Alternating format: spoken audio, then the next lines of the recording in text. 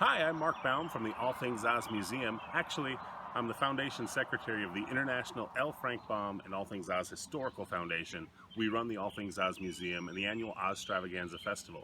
And we're going to take you on a tour of L. Frank Baum's childhood right here in Chittenango, New York, starting right on this spot. This is the place where L. Frank Baum's family, Benjamin Baum, his father, owns property. And there were 3 houses on these premises. And one of them was the Baum house where L. Frank Baum was actually born. One was his aunt's house, and the other was another house on the property. So we're not exactly sure which house. 2 of them have been knocked down. One of them has been redone a lot, and it's a private residence now. But this is the place right on Falls Boulevard, at about in the 400 block of Falls Boulevard, where L. Frank Baum was born May 15th, 1856. Enjoy this tour of Baum's childhood.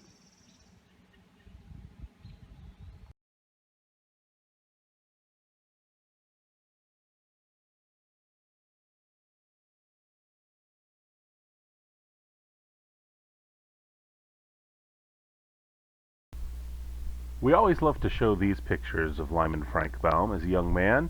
You can see him at 19 months old in little baby dress there on the left, and of course his Peekskill Military Academy picture on the right. Now, Baum was sent off to Peekskill at about age 12. His father thought maybe it would get him out of daydreaming and a little bit of discipline in his life. And as you can see, here's a picture of about 1876, 78. Peekskill Military Academy, and there's young Cadet Baum at age 12. Baum actually was there for 2 years, and in the second year he was being disciplined for daydreaming and had some sort of heart attack, they thought at the time, and so he released and went back to his home with his parents. Here we are at the site of the Lateral Canal here in Chittenango. Now in 1856, when Lyman Frank Baum was born, and you just saw the area that he was born in, Benjamin Baum, his dad, had a business making barrels. They had a barrel factory. And this canal, which used to run right through the center of town and all the way down to the Erie Canal, would have been where he shipped out those barrels so they could go to sale at different ports along the Erie Canal and all over the world, actually. So this is the first place, and right now it's a yard next to the Episcopal Church and the library, but this is where the Lateral Canal was that Benjamin Baum sent his barrels out. And now we're going to take a trip down to the Erie Canal. And here we are at Chittenango Landing on the Erie Canal. Chittenango Landing was a place, a dry dock, where canal boats would come to get repaired. They get pulled out of the water and they could make repairs, and they could stop here in the bustling village of Chittenango, get a bite to eat maybe, or get some feed for their mule.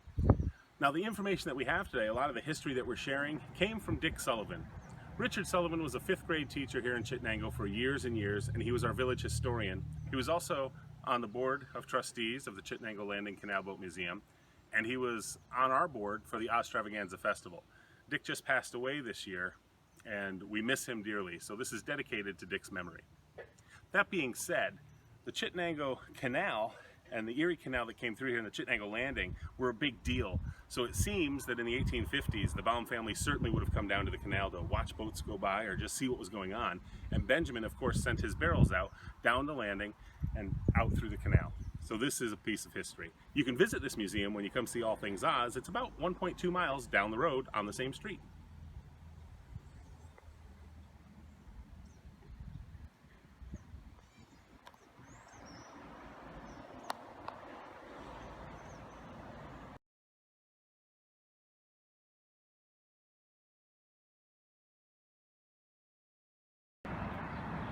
In 1861, Benjamin Baum bought some property in North Syracuse, the Mattydale area, and in 1862 he moved the family here to the estate they called Roselawn.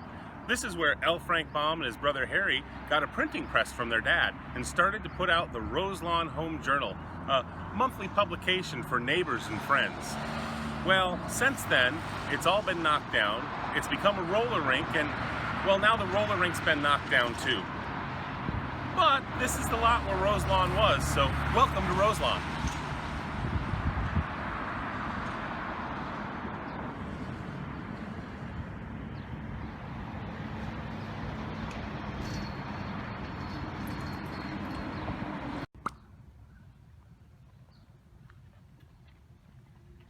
Hey, welcome to North Syracuse and the Wizard of Oz Memorial Oak Grove. Back in 1862, when the family settled in North Syracuse, it's thought that L. Frank Baum might have actually walked in these woods.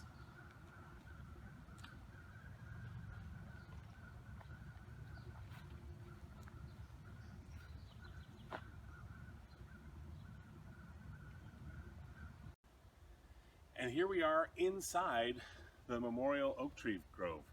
There's trees planted here for Maud and for Frank, and you just have to find them on your tour. They're actually at the last turn before you start heading off to the east.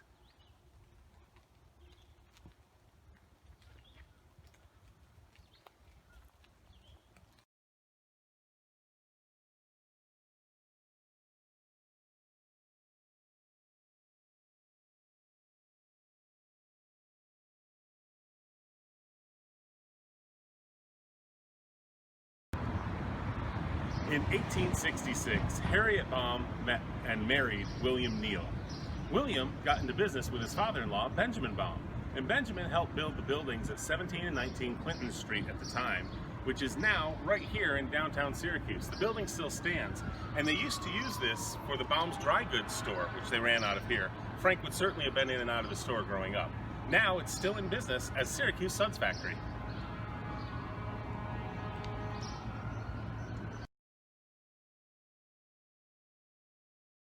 So Benjamin Baum and William Neal built this building. It was the Baum-Neal building, and you can see when they built it, they had these crests up on the top of the building, which were kind of a neat design for the time. Later on, Baum sold his interest in the building. It became the Neal Hyde building, and in the 1940s, the crests were removed during a remodel, and the building looks just like this still today.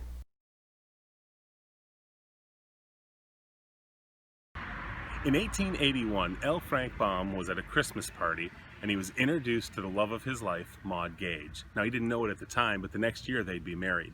And it all happened at his sister Harriet's house, right here in Syracuse.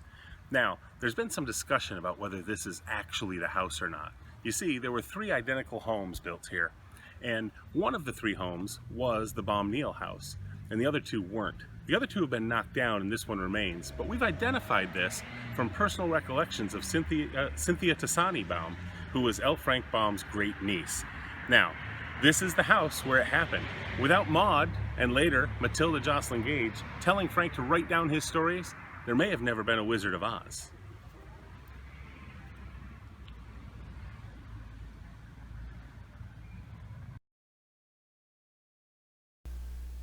For a few years, the International L. Frank Baum and All Things Oz Historical Foundation actually owned this building.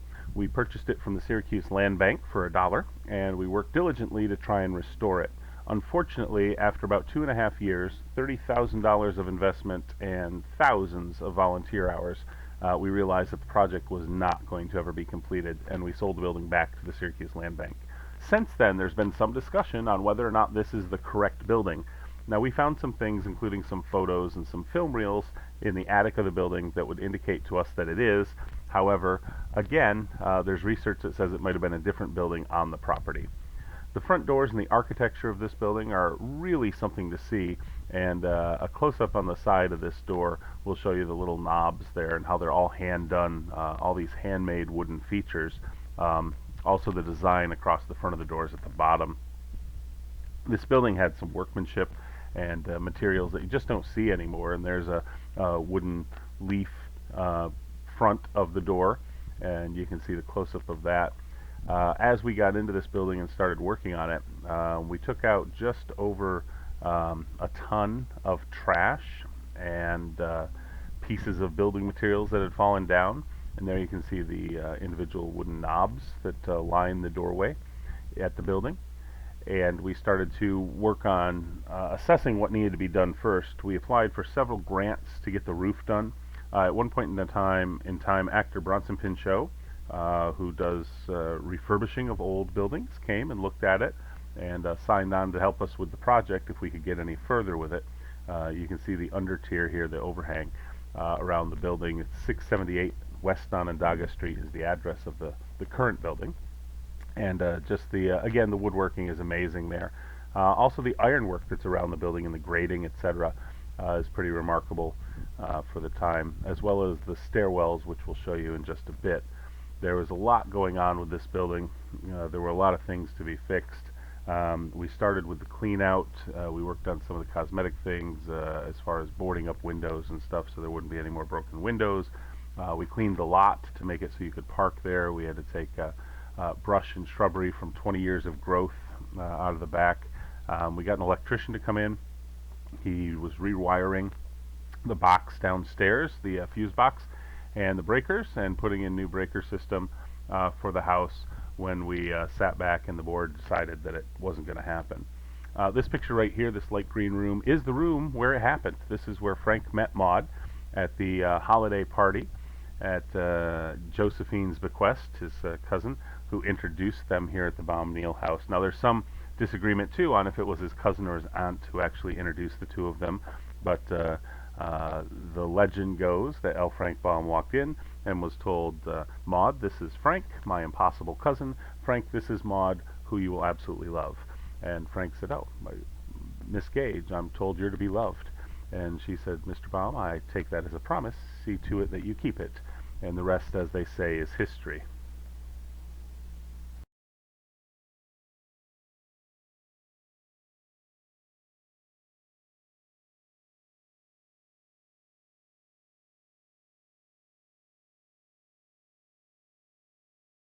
So when Bronson came to visit us at the house, we peeled back some paint. Actually, we peeled back 6 layers of paint and wallpaper to come to the original wallpaper that was on the house when it was first built. This would have been the wallpaper that was on the house when L. Frank Baum was here and when his sister Harriet lived here. This house also has some historical significance in that in 1912 it's the place that the Baum family stayed when they came back to visit central New York for the last time. This is also the house that his mother passed away in, so a lot of history here. We're just going to show you some pictures of the inside and the outside of the house here. You can see the yellow room there. This is another one of the rooms, and you can see the disrepair, the ceiling falling in, and the floors certainly need some work, and the walls also not looking their best at this point in time. The first assessment that we had to do was we had to take out a ton of things. We had to evict some rodents and raccoons and bats who were living in the house. We had to go through kind of room by room and assess each room, and you can see the buckling floor there, for example. We had to go all the way through the basement to the attic, to the cupola, the lantern on top, and kind of see everything that there was to see. But we found some really cool architecture, like these sliding doors that divided the rooms downstairs. The stairwell was really pretty remarkable, and we'll have some pictures of that coming up next. And the house really was pretty amazing to stand in a house where Lyman Frank Baum may have been at some point in time. To use the stairwell and the banister there that he would have used going up and down the stairs. So this is the main staircase in the front of the house. When you come in the front doors, you're presented with a choice of going up the stairs or to your left or right.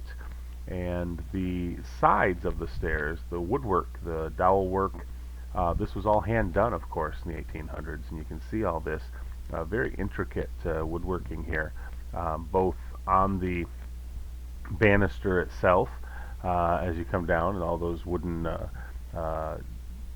pieces that are holding it up, as well as the design work under each step. You can see the little scroll work there. And they're all a little bit different. Everyone's just a little different, of course, because they're hand done, and you can see even the sizes of the steps are a little different as it was all handmade. You probably couldn't afford to make this house again today. It would be too expensive to build. You'd have to be a multi-millionaire at best to be able to design this, and I'm not sure that you could get all of the man-made intricate pieces like they had back when this house was originally built. So enjoy these pictures. There's some more staircase pictures to show, and some more close-ups of the intricate scroll work and design work around the stairs.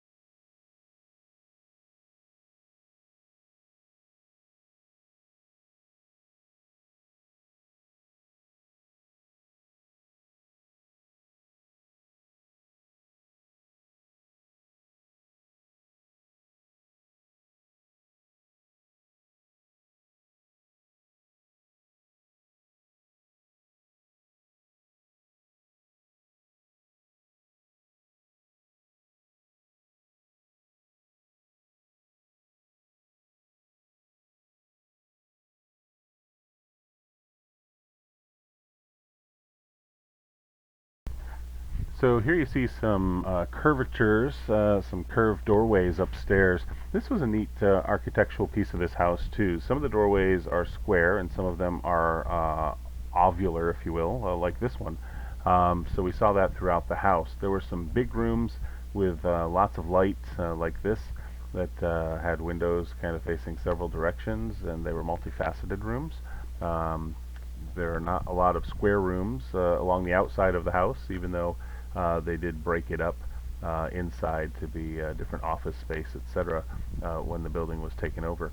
Upstairs we did the same thing that we did downstairs. We peeled back layers and layers and layers of paint and wallpaper to get to the original wallpapering, which was this trim up around the top of the upstairs that goes all the way around. And again, lots of curved walls. It's kind of a fun space to look at and to walk through and to be in, although it did need a lot of work. Here you see the stairs that go up to the cupola, which Bronson told us, since it has windows facing all four ways, is actually called a lantern. Now that's the little peak that sits atop the house. This would have been used for air circulation. You could have opened the windows and let the air flow in through the house. It would have come down in through this cupola, and then down the sides of the house. There's a picture of one of the views out one of the windows, and you can see into the city. That's the other thing. You could go up there and see what was going on in the city near you. So if something was happening or if weather was coming, this was a good place to look for it. We found some old electrical wiring system up there from when electricity was first brought into the house, most likely, and so we've left that alone. That was upstairs in the entryway to the cupola, actually, on your way up to that top landing. Also, we have some pictures here that we just want to show you of the attic. These shelves were filled with things when we took over the house, and we took a lot of them. There were some deeds to some property, some photos, some family photos, and some canisters with film in it. So interesting piece of history. But now let's go back to the L. Frank Baum tour. Here we are in historic downtown Chittenango. Now this would have been the bustling, busy street right next to the Lateral Canal when L. Frank Baum was born. You might see the All Things Oz Museum in the background, and we'll talk about that a little bit. But here we are, right in the downtown, and there's a bunch of murals that the village had painted on the wall that depict the village in about 1900.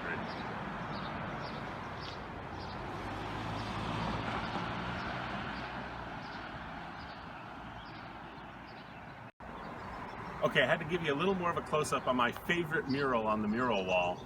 This one is my favorite because if you look up there, right behind that horse and carriage, the All Things Oz Museum building is there.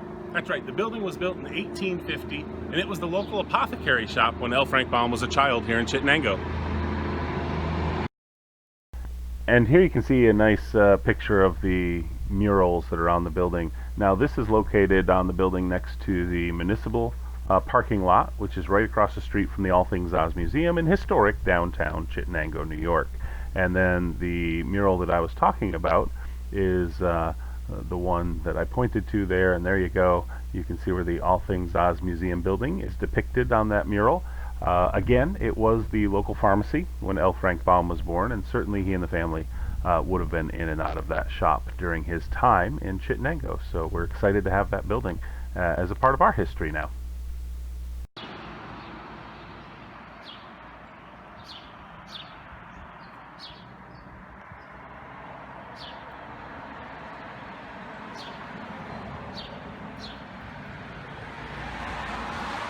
So here we are at the All Things Oz Museum along our yellow brick road right here in Chittenango.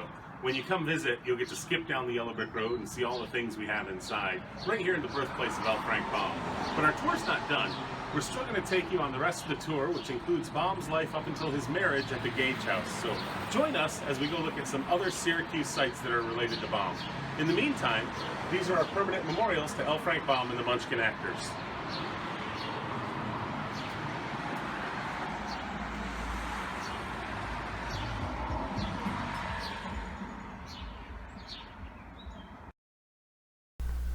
This bronze plaque is the permanent memorial to L. Frank Baum, and it says, "To please a child is a sweet and lovely thing that warms one's heart and brings its own reward." L. Frank Baum.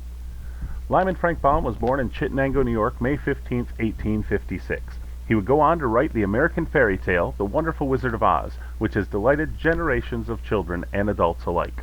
Altogether, Baum wrote 55 novels and over 200 short stories, poems, and essays.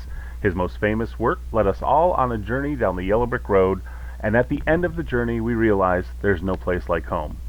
And then it has a book quote. And here's Toto, too. And oh, Aunt Em, I'm so glad to be home again. Those are the final words of The Wonderful Wizard of Oz. It has a photo of Frank on the top and a photo of him reading to children on the bottom.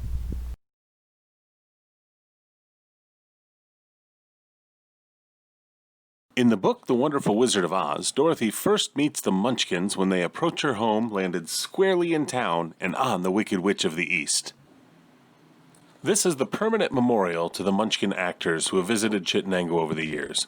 It's got a photo of the Munchkins greeting Dorothy in the land of Oz at the top, and at the bottom it's got some photos of each of our Munchkin friends that were taken when they were here at Ozstravaganza over the years. My favorite part is the last paragraph, which says, "To our friends who have all crossed the shifting sands and gone over the Rainbow Bridge, we thank you for your friendship, kindness, and the delight of generations of children, both young and young of heart. Thank you for sharing many magical moments with fans and friends in Chittenango, New York, the birthplace of L. Frank Baum." And it's dedicated by the International L. Frank Baum and All Things Oz Historical Foundation in 2008. Hey, here we are on our last stop on the L. Frank Baum journey in central New York. This is the Gage House, and this was the home where Matilda Jocelyn Gage lived with her daughter Maud, and Frank, of course, was smitten with Maud, as we learned earlier, and this is where they got married, and they lived here for a year after they got married. Frank used to tend to the gardens around the house, and we just wanted to make sure this was an important stop on the trail and that you got to see it too. So right here in Fayetteville, New York, at the Matilda Jocelyn Gage Center is where L. Frank Baum was married, and where his adult life, his childhood ended, and his adult life really began. Thanks for joining us on this tour of L. Frank Baum's life growing up in central New York.